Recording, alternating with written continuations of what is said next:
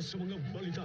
Nabuhagan mo sa drug den sa West Sakop sa Villa Davao de Oro. Patay lang napalgan sa iyang asawa ang usa ka lalaki. Ginusgan sa Nabunturan Municipal Police Station ang pagpahigayon sa motorcycle and beat patrolling. Nasikop sa kapulisan ang usa ka high-value drug suspect. Patas ang komentaryo.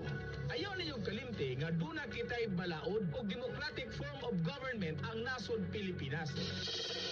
Magkaligaw ang mga drama Unsa may laan nila? Nawa na ko. o kilasing-kasing ang serbisyo publiko. Wonder Radio Loyalista, apil kamo. Dili ni Islam, tinuod yun ni nga nagatabang sila. Diyos atong alagaran, nagi sinuray nga pagserbisyo sa iyang mga katao. Ang pinaka-masaligan.